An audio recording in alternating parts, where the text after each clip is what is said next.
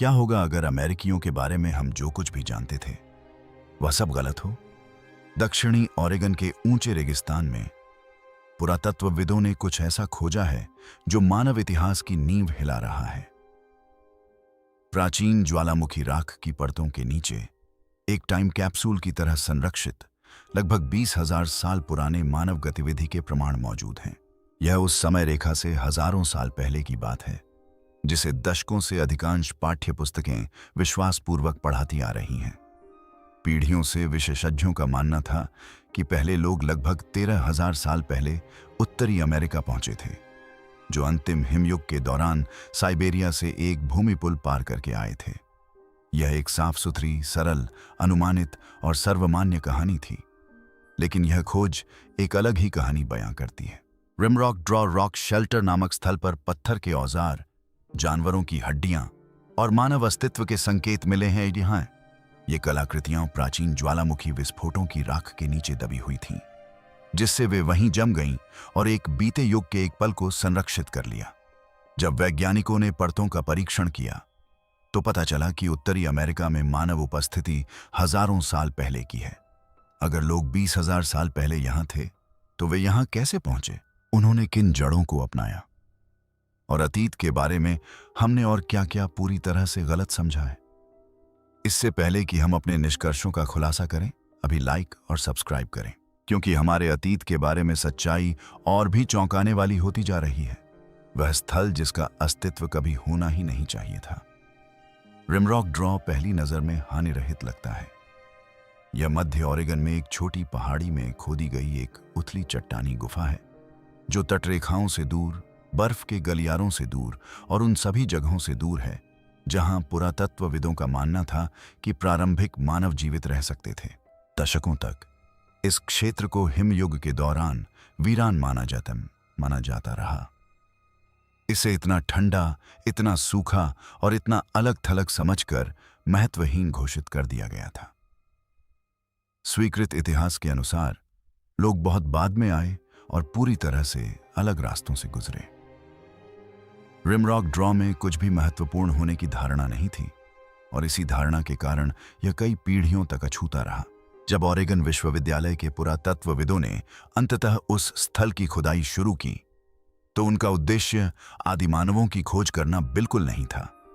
उनका लक्ष्य सरल और सुरक्षित था, हिमयुग के जानवरों और पर्यावरणीय परिवर्तनों का अध्ययन करना, न कि मानव आगमन के बारे में लंबे समय से चली आ रही मान्यताओं को चुनौती देना। पुरातत्व से प्राप्त ज्ञान के आधार पर उन्हें हिमयुग के बिल्कुल अंत से उथले मलबे, मिश्रित मिट्टी और हवा और कटाव द्वारा छोड़े गए प्राकृतिक निक्षेपों की उम्मीद थी। किसी ने भी यह उम्मीद नहीं की थी कि जमीन समय रेखा के विपरीत व्यवहार करेगी। लगभग तुरंत ही कुछ गड़बड़ महसूस हुई। जैसे ही खुदाई शुरू हुई, तलछट अस्त व्यस्त या अव्यवस्थित नहीं दिखी, जो कि मौसम और जानवरों के संपर्क में आने वाले खुले आश्रयों में आम बात है। इसके विपरीत परतें साफ, सपाट और स्पष्ट रूप से अलग अलग दिखाई दे रही थीं। कुछ भी नीचे की परतों में नहीं गिरा था, न ही जड़ों द्वारा खींचा गया था और न ही पानी द्वारा बहकर आया था। पुरातत्व में इस प्रकार का संरक्षण दुर्लभ है और जब यह दिखाई देता है तो इस पर ध्यान देना आवश्यक हो जाता है। प्रत्येक परत ठीक उसी स्थान पर स्थित थी जहां वह बनी थी, अगली परत के ऊपर करीने से टिकी हुई। गहरे रंग की पट्टियां गतिविधि की अवधि को दर्शाती थीं, जबकि हल्के रंग की पट्टियां उन अंतरालों को दिखाती थीं जब आश्रय का उपयोग नहीं किया गया था। इससे एक स्पष्ट और सुपाठ्य क्रम बन गया, मानो किताब से फाड़े गए पन्नों की जगह उन्हें क्रम से रखा गया हो। जैसे जैसे टीम गहराई में जाती गई, साक्ष्य भूवैज्ञानिक नियमों का पालन करते हुए और अधिक पुराने होते गए। जो कुछ वे देख रहे थे उसे नजरअंदाज करना आसान नहीं था। फिर मानव उपस्थिति के संकेत मिले। पत्थर के औजार दिखाई दिए जो बेतरतीब ढंग से बिखरे हुए नहीं थे, बल्कि विशिष्ट परतों में रखे हुए थे। ये औजार कोई अलग थलग गलती या संयोग से आई वस्तुएं नहीं थीं। वे अलग अलग गहराइयों पर, लंबे समय के अंतराल पर बार बार दिखाई दिए। इस पैटर्न का मतलब था कि लोग बार बार इस आश्रय स्थल पर लौटते थे। यह कोई एक बार की यात्रा या संयोग नहीं था। यह एक ऐसा स्थान था जिसे लोग याद रखते थे और बार बार इस्तेमाल करते थे। यह एहसास ही बेहद विचलित करने वाला था। स्वीकृत मॉडलों के अनुसार इन अवधियों के दौरान मनुष्य यहां बिल्कुल भी नहीं होने चाहिए थे। ऐसा माना जाता था कि वातावरण बहुत कठोर था, भोजन सीमित था और मौसमी परिस्थितियां बेहद प्रतिकूल थीं। फिर भी साक्ष्यों से नियंत्रित गतिविधि, औजारों का उपयोग और बार बार बसावट के संकेत मिले। यह स्थल किसी ज्ञात गंतव्य की तरह व्यवहार करता था, न कि किसी मजबूरी में किए गए पड़ाव की तरह। जैसे जैसे खुदाई जारी रही, गहरी परतें समय में और पीछे धकेलती गईं। हर इंच नीचे जाने से विरोधाभास और गहरा होता गया। औजारों की बनावट मानव शिल्प कौशल के अनुरूप थी। परतें अक्षुण्ण रहीं और बाद में संदूषण का कोई संकेत नहीं मिला। यह स्थल पुरातत्व के नियमों का पालन करते हुए इतिहास के नियमों को तोड़ता है। इन परतों के सामने आते ही यह स्पष्ट हो गया कि रिमरॉक ड्रॉ उत्तरी अमेरिका में मानव आगमन की प्रचलित कहानी में फिट नहीं बैठता। समस्या किसी एक अजीब वस्तु या अस्पष्ट तिथि की नहीं थी, बल्कि यह स्थल की संपूर्ण संरचना से संबंधित थी। समय के संदर्भ में इसकी स्थिति को छोड़कर इसके बारे में सब कुछ पुरातत्व के नियमों का पालन करता था। वह खामोश विरोधाभास उस समय खुले सदमे में बदल गया जब शोधकर्ताओं ने ज्वालामुखी की राख के नीचे दबी एक परत तक पहुंचकर एक ऐसी वस्तु का पता लगाया जिसे अनदेखा नहीं किया जा सकता था। वहां दबी हुई एक ऐसी वस्तु थी जिसने कालक्रम को पूरी तरह से उलट दिया। वह ऊंट का दांत जिसने कालक्रम को चकनाचूर कर दिया। वह क्षण जिसने सब कुछ बदल दिया एक ऐसे जानवर से आया जिसका इस कहानी का हिस्सा होना कभी तय नहीं था। रिमरॉक ड्रॉ के भीतर गहराई में दबे हुए पुरातत्वविदों ने कैमेलोप्स हेस्टर के दांत और जबड़े के टुकड़े खोजे, जो एक विलुप्त विशालकाय ऊंट था जिसकी ऊंचाई कभी लगभग 7 फीट थी। यह प्रजाति उत्तरी अमेरिका से हजारों साल पहले विलुप्त हो गई थी। इससे पहले की माना जाता है कि मनुष्य मध्य ओरेगन पहुंचे थे। इसकी मौजूदगी ही चिंताजनक थी, लेकिन जिस जगह यह जमीन में मिला उसने स्थिति को और भी भयावह बना दिया। ऊंट के अवशेष बेतरतीब ढंग से बिखरे नहीं थे, जैसा कि तब होता जब कोई जानवर पास में ही मर गया हो या शिकारी उसे घसीट कर ले आए हों। इसके बजाय हड्डियां एक तंग जगह में गुच्छों में पड़ी थीं। ऐसा तब होता है जब किसी जानवर को जानबूझकर काटा जाता है। इस पैटर्न ने तुरंत चिंता पैदा कर दी, क्योंकि प्राकृतिक रूप से हड्डियां इस तरह से व्यवस्थित नहीं होती। करीब से देखने पर पुरानी समय रेखा के लिए स्थिति और भी खराब हो गई। ऊंट की हड्डियों पर स्पष्ट निशान दिखाई दे रहे थे, और ये कोई मामूली खरोंच या सतही क्षति नहीं थे। ये निशान सीधी दोहराई गई रेखाओं में थे और उन जोड़ों पर बने थे जहां मांस को सामान्यतः अलग किया जाता है। पत्थर के औजारों से बड़े जानवरों को काटने पर ठीक यही निशान बनते हैं। मांसाहारी जानवरों के दांत कुचलने और कटाव से अलग तरह की क्षति होती है, और यहां उन निशानों का कोई अस्तित्व नहीं था। ये निशान मानव गतिविधि से मेल खाते थे और इसका कोई और तर्कसंगत स्पष्टीकरण नहीं था। अवशेषों की स्थिति ने इस तर्क को और भी पुख्ता कर दिया।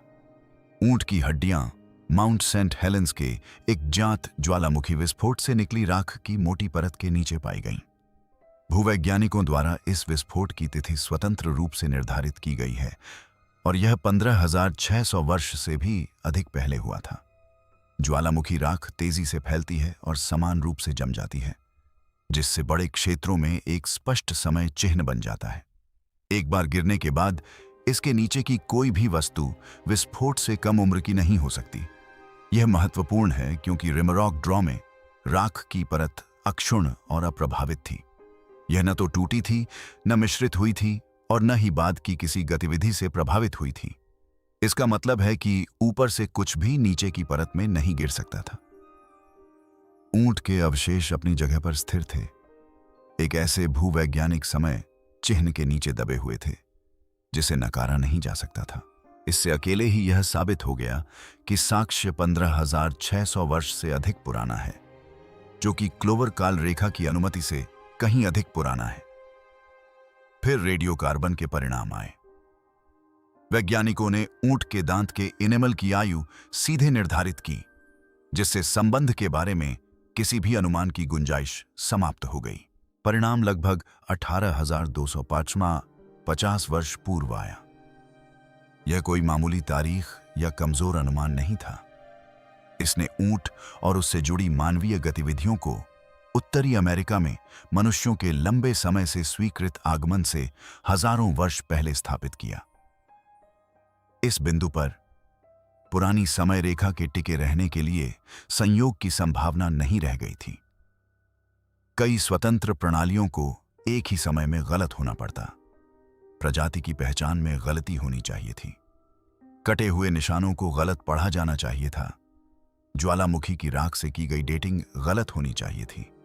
रेडियोकार्बन विश्लेषण विफल होना चाहिए था और अबाधित तलछट की परतें झूठी होनी चाहिए थीं। पुरातत्व तब तक ध्वस्त नहीं होता जब तक कि ये सभी आधार एक साथ न टूट जाएं, और यहां वे सभी सही साबित हुए। इसका अर्थ यह था कि मध्य ओरेगन में मनुष्य उस काल में उपस्थित थे जब विशाल हिम चादरें महाद्वीप के अधिकांश भाग पर हावी थीं।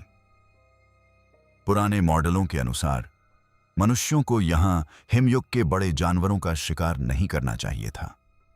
फिर भी साक्ष्य ने उनकी उपस्थिति को स्पष्ट रूप से, प्रत्यक्ष रूप से और बिना किसी संदेह के प्रमाणित कर दिया। ऊंट के दांत ने किसी संभावना का संकेत नहीं दिया।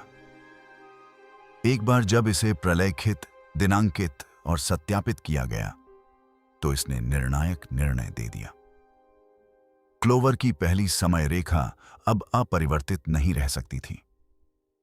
लेकिन इस नई वास्तविकता ने इतिहास को केवल समायोजित करने की धमकी ही नहीं दी, बल्कि उसे पूरी तरह से बदल दिया। और यदि मनुष्य यहां विशाल जानवरों का शिकार करने और उन्हें काटने के लिए पर्याप्त समय तक रहे, तो वे खाली हाथ नहीं आए थे। अगर इतने पुराने समय में रिमरॉक ड्रॉ में लोग मौजूद थे, तो उनके औजार भी आसपास ही होने चाहिए थे, और उन औजारों में ऐसे सबूत मौजूद होंगे जिन्हें नकारना और भी मुश्किल होगा। पत्थर के औजार जो जानबूझकर की गई मानवीय गतिविधि की पुष्टि करते हैं। ऊंट के दांत से मिली जानकारी से समय रेखा के नष्ट होने के बाद पुरातत्वविदों को बचे हुए सभी संदेहों को दूर करने के लिए एक आखिरी चीज की जरूरत थी।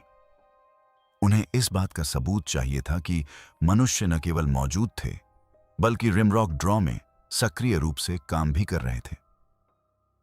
यह सबूत ऊंट के अवशेषों के साथ सीधे तौर पर पाए गए पत्थर के औजारों के रूप में मिला। ये पत्थर दबाव या कटाव से टूटे हुए बेतरतीब पत्थर नहीं थे। ये स्पष्ट उद्देश्य से गढ़ी गई वस्तुएं थीं, और जब इनकी बारीकी से जांच की गई तो अस्पष्टता दूर हो गई। ये औजार पत्थर के खुरचने वाले औजार थे, जिन्हें सावधानीपूर्वक तेज धारों से बनाया गया था। प्राकृतिक रूप से टूटने से इस तरह का आकार नहीं बनता। धारों को जानबूझकर खुरचकर नियंत्रित काटने की सतहें बनाई गई थीं, और प्रत्येक औजार का आकार एक जैसा था। इस तरह की एकरूपता तभी दिखाई देती है जब कोई व्यक्ति किसी विशिष्ट कार्य को ध्यान में रखकर औजार बना रहा हो। ये प्रयोग या दुर्घटनाएं नहीं थीं, बल्कि तैयार औजार थे। इस खोज को और भी अधिक चौंकाने वाली बात थी सामग्री। ये खुरचने वाले औजार नारंगी अघोट नामक पत्थर से बने थे, जो रीरो दराज के पास प्राकृतिक रूप से नहीं पाया जाता। स्थानीय चट्टानों के प्रकार अलग अलग हैं, और कोई भी औजारों के रंग, बनावट या टूटने के पैटर्न से मेल नहीं खाता। इसका मतलब है कि सामग्री को कहीं और से लाया गया होगा। इन औजारों का इस्तेमाल करने वाले लोग या तो इन्हें इकट्ठा करने के लिए लंबी दूरी तय करते थे, या फिर दूसरे समूहों के साथ आदान प्रदान करके इन्हें प्राप्त करते थे। दोनों ही मामलों में इससे तात्कालिक अस्तित्व से परे की योजना का पता चलता है। औजारों के किनारों ने और भी स्पष्ट कहानी बयां की। आवर्धन के तहत पुरातत्वविदों ने ऐसे घिसाव के निशान देखे जो केवल मांस और खाल को बार बार काटने से ही बनते हैं। किनारों को विशिष्ट क्षेत्रों में चिकना किया गया था और कोमल ऊतकों और हड्डियों पर दबाव के कारण बनी छोटी छोटी दरारें एक निश्चित मार्ग का अनुसरण करती थीं। ये पैटर्न प्रायोगिक पुरातत्व में अच्छी तरह से प्रलेखित हैं, जहां आधुनिक प्रतिकृतियों का उपयोग जानवरों को काटने के लिए किया जाता है। चट्टानी किनारों पर बने औजारों पर हुई घिसावट उन परिणामों से काफी मिलती जुलती है में मिलती जुलती है। ये खुरचने वाले औजार बनाकर छोड़े नहीं गए थे, बल्कि इनका बार बार उपयोग किया गया था। एक ही औजार। इससे समय रेखा और भी पीछे चली गई। ऊंट के अवशेषों से भी गहरी तलछट की परत में एक खुरचनी मिली।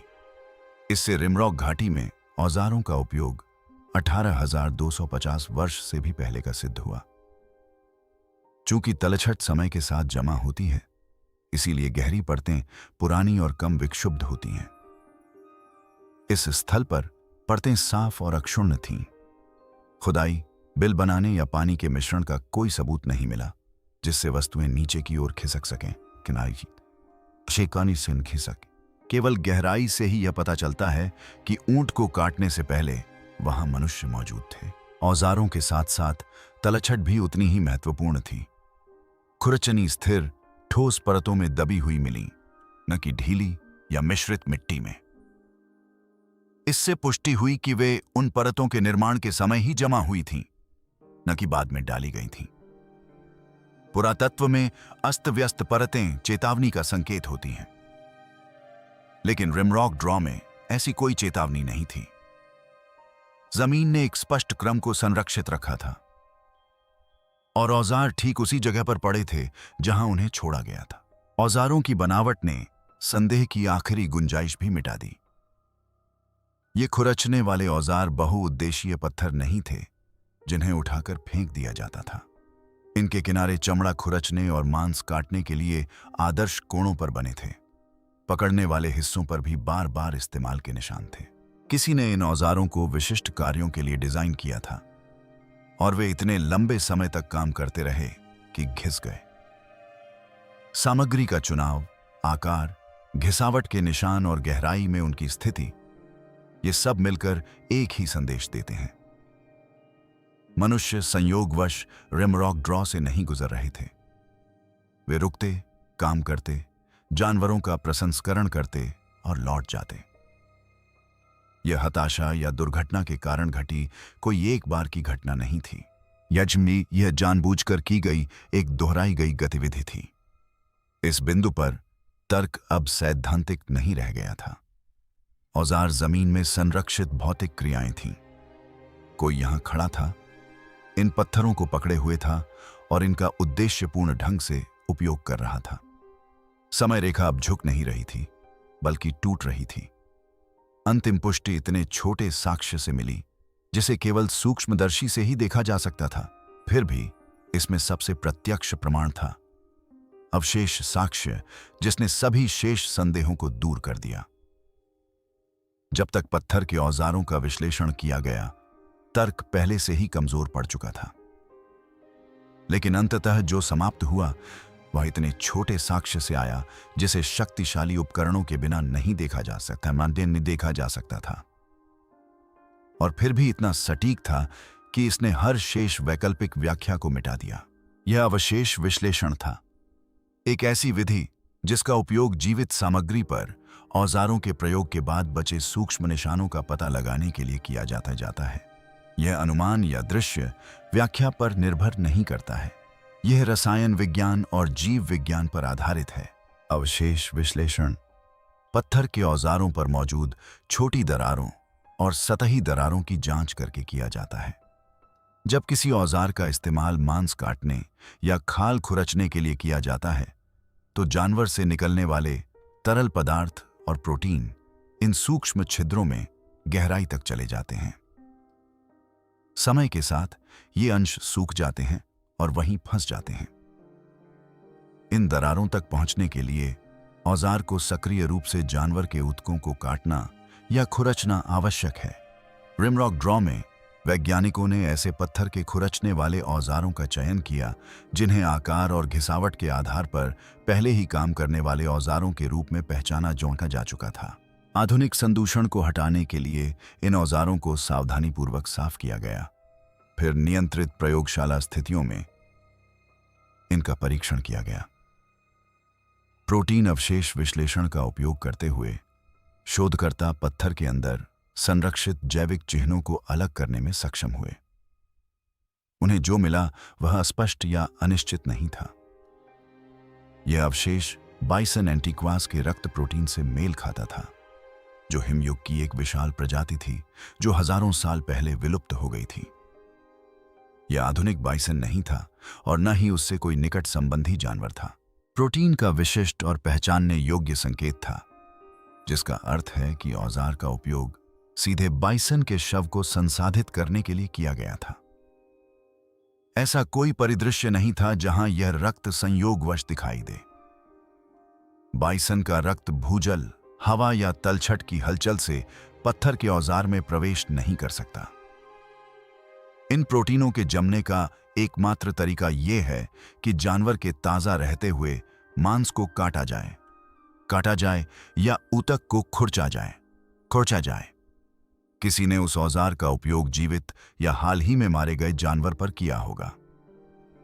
इस साक्ष्य ने 3 अलग अलग तत्वों को एक ही क्षण से जोड़ दिया। समय के साथ पत्थर के औजार, वध किए गए जानवर और उन औजारों का उपयोग करने वाले मनुष्य अब न केवल स्थानिक रूप से बल्कि जैविक रूप से भी एक दूसरे से जुड़ गए थे। औजार जानवरों के अवशेषों के पास संयोगवश नहीं पड़े थे। वे ही बाइसन एंटीक्विस एक विशालकाय जानवर था जो आधुनिक बाइसन से भी बड़ा था और उसका शिकार करना खतरनाक था।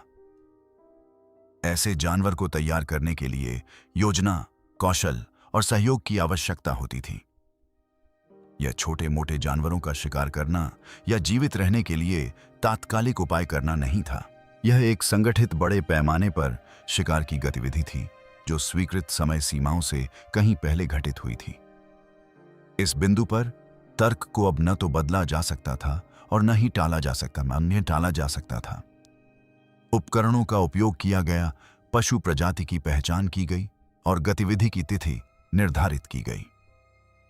साक्ष्य की प्रत्येक पंक्ति बिना किसी विरोधाभास के दूसरी पंक्ति का समर्थन करती थी। एक को हटा दें तो भी बाकी सब यथावत रहते। अवशेष विश्लेषण ने रिमरॉक ड्रॉ में कोई नया सिद्धांत नहीं जोड़ा, बल्कि मामले को समाप्त कर दिया। अब मानवीय गतिविधि का अनुमान नहीं लगाया जा रहा था, बल्कि इसे आणविक स्तर पर मापा, पहचाना और संरक्षित किया गया था। यह स्थल अब केवल संकेत मात्र था, लेकिन अब यहां मानव उपस्थिति निर्विवाद रूप से सिद्ध हो चुकी थी। अमेरिका में लोगों के प्रवेश के समय और तरीके के बारे में लंबे समय से चले आ रहे सिद्धांत अब अपरिवर्तित नहीं रह सकते थे। क्लोवर फर्स्ट सिद्धांत अब क्यों मान्य नहीं रह सकता? 20वीं सदी के अधिकांश समय तक क्लोवर फर्स्ट सिद्धांत अमेरिकी प्रागैतिहासिक काल की एक निश्चित सीमा के रूप में कार्य करता रहा। इस सिद्धांत के अनुसार मनुष्य लगभग 13,000 वर्ष पूर्व साइबेरिया से अलास्का होते हुए उत्तरी अमेरिका में प्रवेश किया और फिर 2 विशाल हिम आच्छादित क्षेत्रों के बीच स्थित एक बर्फ मुक्त गलियारे से होते हुए दक्षिण की ओर यात्रा की। बाकी सब कुछ इसी समयावधि के भीतर समाहित होने की उम्मीद थी। रिमरॉक ड्रॉ की स्थिति मेल नहीं खाती और इसका कारण व्याख्या नहीं बल्कि समय है। रिमरॉक ड्रॉ में मिले ऊंट के दांत और औजार लगभग 18,250 वर्ष पुराने हैं। यह तिथि ही एक बड़ी समस्या खड़ी करती है। उस समय उत्तरी अमेरिका अभी भी अंतिम हिमयुग के चरम पर था। वह काल जब बर्फ की चादरें अपने सबसे बड़े आकार में थीं। लॉरेंटाइड बर्फ की चादर ने कनाडा के अधिकांश भाग को ढका हुआ था, जबकि कॉर्डियरन बर्फ की चादर ने पश्चिमी आंतरिक भाग को अवरुद्ध कर रखा था। इन दोनों बर्फ के पिंडों के बीच कोई उपयोगी गलियारा नहीं था और भूवैज्ञानिक आंकड़ों से पता चलता है कि अंतर्देशीय मार्ग हजारों वर्षों बाद ही खुला। इसका अर्थ है कि क्लोविस प्रथम मॉडल की मूल आवश्यकता रिमरॉक ड्रॉ टाइमलाइन के साथ सीधी तुलना करने पर विफल हो जाती है। मनुष्य ऐसे गलियारे से होकर नहीं गुजर सकते जो अस्तित्व में ही न हो। 18,250 वर्ष पूर्व बर्फ के बीच से होकर गुजरने वाले किसी खुले और स्थिर मार्ग का कोई भूवैज्ञानिक प्रमाण नहीं है। नदियां, पौधे और जीव जंतु जो यात्रा में सहायक होते, वे भी उस समय अनुपस्थित थे। भूमि जमी हुई, अस्थिर और लगभग निर्जन थी। यदि उस समय लोग मध्य ओरेगन में पहले से ही मौजूद थे, तो वे क्लोविस मार्ग का उपयोग करके वहां नहीं पहुंच सकते थे।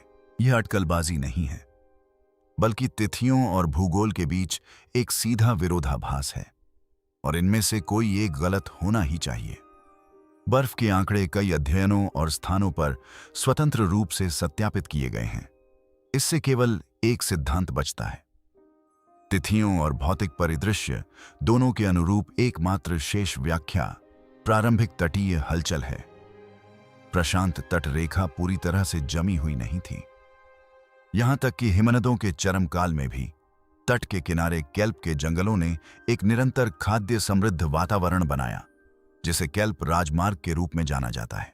इस मार्ग से मनुष्य बर्फ से ढकी भूमि को पार करने के बजाय समुद्री संसाधनों का अनुसरण करते हुए दक्षिण की ओर बढ़ सकते थे। इस प्रकार की यात्रा के लिए ऐसे कौशल की आवश्यकता होती थी जो प्रारंभिक अमेरिकियों के पास कभी नहीं थे। नौकाओं या जलयानों की आवश्यकता होती, और बदलती तट रेखाओं के साथ नौवहन के लिए योजना और पीढ़ियों से हस्तांतरित ज्ञान की आवश्यकता होती। रिमरॉक ड्रॉ के साक्ष्य इस स्तर की क्षमता का समर्थन करते हैं। पत्थर के औजार, सामग्री परिवहन और बार बार दृष्टि का उपयोग संगठित व्यवहार को दर्शाते हैं, न कि आकस्मिक भटकन को। क्लोविस ने पहले यह भी माना था कि प्रारंभिक मानव आगमन के बाद तेजी से फैल गए थे, लेकिन रिमरॉक ड्रॉ कुछ और ही दिखाता है।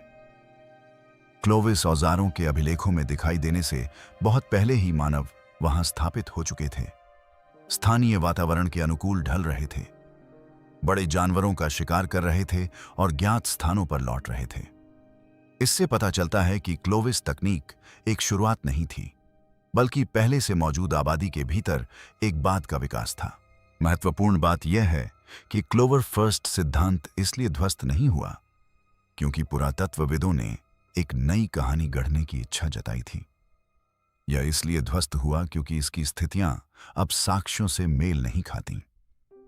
हिम अवस्थाएं, भौगोलिक अवरोध और रिमरॉक ड्रॉ के निष्कर्षों को पुनर्व्याख्या के माध्यम से संगत नहीं बनाया जा सकता। आंकड़ों की अनदेखी किए बिना सिद्धांत को बरकरार रखने वाला कोई समायोजन नहीं है।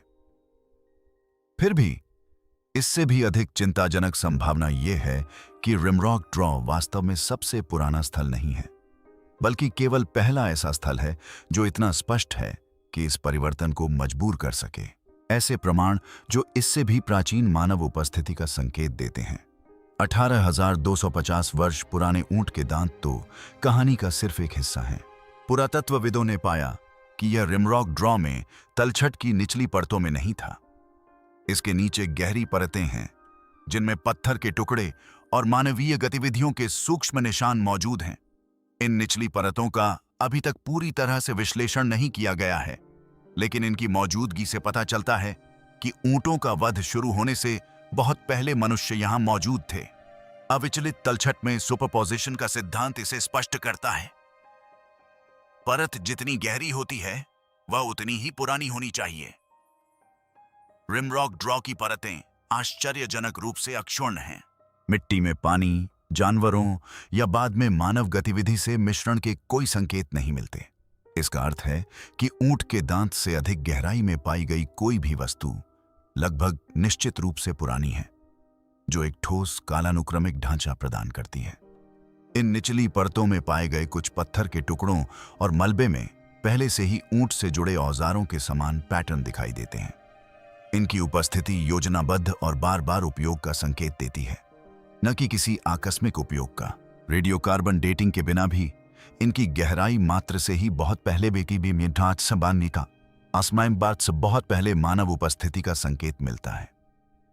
वर्तमान स्थिति में यह स्थल लंबे समय से स्वीकृत क्लोवर होराइजन से कहीं अधिक पुराना है, लेकिन ये अछूती परतें एक ऐसी समय रेखा की ओर इशारा करती हैं जो किसी की भी अपेक्षा से कहीं अधिक लंबी हो सकती है।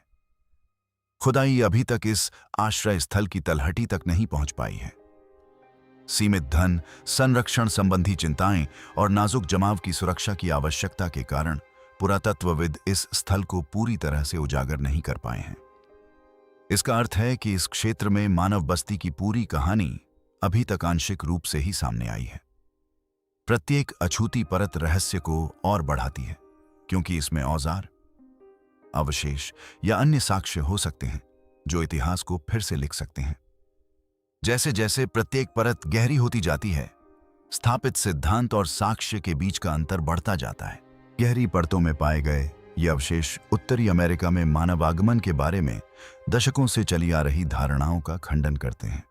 इन्होंने इस विचार को चुनौती दी है कि मनुष्यों को बर्फ मुक्त गलियारों या अनुकूल अंतर्देशीय मार्गों की प्रतीक्षा करनी पड़ी। यह संभावना कि सबसे पहले बसने वाले लोग 20,000 वर्ष पहले या उससे भी पहले प्रशांत तट पर मौजूद थे, प्रवास, अनुकूलन और जीवित रहने की रणनीतियों पर पुनर्विचार करने के लिए मजबूर करती है। पुरातत्वविद सतर्क हैं, लेकिन इसके निहितार्थों को लेकर स्पष्ट हैं। साक्ष्य न केवल समय रेखा को पीछे धकेलते हैं, बल्कि यह भी संकेत देते हैं कि मानव आगमन के बारे में हमारी समझ अपूर्ण है। रिमरॉक ड्रॉ की निचली परतों में उन लोगों के अवशेष हो सकते हैं जो पहले की कल्पना से कहीं अधिक कठिन परिस्थितियों में रहते, शिकार करते और जीवित रहते थे। यदि इसकी पुष्टि हो जाती है तो ये परतें ऊंट के दांत की खोज को शुरुआती अध्याय के बजाय मध्य अध्याय की तरह बना देंगी। रिमरॉक ड्रॉ से पता चलता है कि उत्तरी अमेरिका में मानव इतिहास की कहीं अधिक प्राचीन और जटिल पृष्ठभूमि के बारे में हमें जो जानकारी है, वह उसका एक छोटा सा हिस्सा मात्र है, और यह सब कुछ बदल देता है। रिमरॉक ड्रॉ भविष्य में सब कुछ क्यों बदल देगा? रिमरॉक ड्रॉ से एक बात निर्विवाद साबित होती है। उत्तरी अमेरिका में मानव जाति का अस्तित्व लंबे समय से चली आ रही मान्यताओं से कहीं अधिक पुराना है। यह कोई अटकलबाजी नहीं है। यह ठोस प्रमाणों, ऊंटों के अवशेषों, पत्थर के औजारों और सूक्ष्म अवशेषों से समर्थित है, जो सभी अक्षुण्ण तलछट की परतों में संरक्षित हैं। इसका प्रभाव तत्काल दिखता है। यदि लोग 18,000 वर्ष से भी अधिक समय पहले ओरेगन में रह रहे थे, तो संभवतः अन्य क्षेत्र भी आबाद रहे होंगे। कभी महत्वहीन समझे जाने वाले स्थल, जैसे पहाड़ी क्षेत्र, तटीय आश्रय स्थल, ज्वालामुखी क्षेत्र, अब महत्वपूर्ण साक्ष्य समेटे हुए हो सकते हैं। पुरातत्वविद अब अपनी खोज को अनुमानित समय सीमाओं तक सीमित नहीं रख सकते, या यह मानकर नहीं चल सकते कि सबसे प्राचीन इतिहास सतह के निकट ही मौजूद है। खुदाई की रणनीतियों में बदलाव आवश्यक है। पुरानी या बंजर समझकर अनदेखी की गई गहरी परतों में हजारों वर्ष पूर्व मानव गतिविधि के निशान मिल सकते हैं। अब हर परत महत्वपूर्ण है। इस खोज से आदिमानवों के बारे में हमारी सोच भी बदल जाती है। रिमरॉक ड्रॉ में रहने वाले लोग कुशल और सुविचारित थे। उन्होंने औजार बनाए, बड़े जानवरों का प्रसंस्करण किया, संसाधनों का प्रबंधन किया और अंतिम हिमयुग के चरम के दौरान कठोर हिमयुग की परिस्थितियों में जीवित रहे। इस स्तर की क्षमता से यह सवाल उठता है कि आदिमानव क्या करने में सक्षम थे। सबसे महत्वपूर्ण बात यह है कि उत्तरी अमेरिका में मानव बस्तियों का कालक्रम अब स्थिर नहीं है। रिमरॉक ड्रॉ सिर्फ एक आश्चर्यजनक दृश्य नहीं है, यह इस बात का संकेत है कि अभी बहुत कुछ खोजा जाना बाकी है।